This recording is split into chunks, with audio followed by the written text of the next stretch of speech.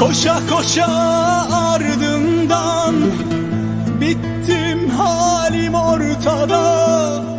Seni delice seven kalbim hurda.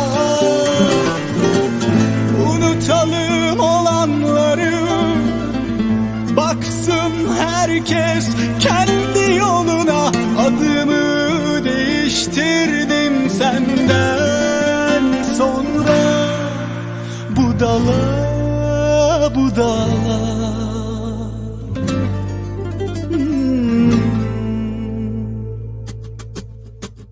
Boş laflar rüzgarla, çıkılmaz bu yolla. Sen düz git, ben zaten o yana bu yana. Yokluğun mertliği bozdu dünyada. Sevmekse karşında budala budala.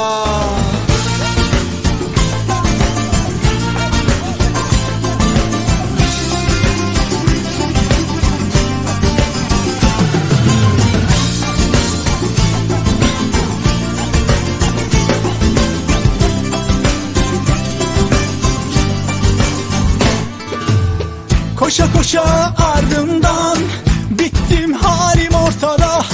Seni delice seven kalbim burada. Unutalım olanları, baksın herkes kendi yoluna. Adımı değiştirdim senden sonra, budala budala. Boş laflar rüzgarla, çıkılmaz bu yolla. Sen düz git, ben zaten o yana bu yana. Yokluğun mertliği bozdu dünyada. Sevmekse karşında budala budala.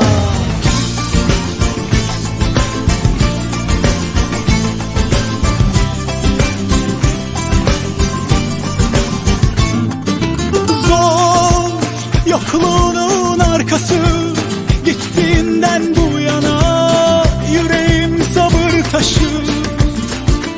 Yok, unut deme imkansız. Ben garip budala, sen gönül yarası. Boş laflar rüzgarla, çıkılmaz bu yola. Sen düz git, ben anca o yana bu yana. Yokluğun mertliği bozdu dünyada. Sevmekse karşında budala budala. Boş laflar rüzgarla, çıkılmaz bu yolla.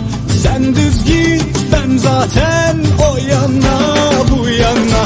Yokluğun mertliği bozdu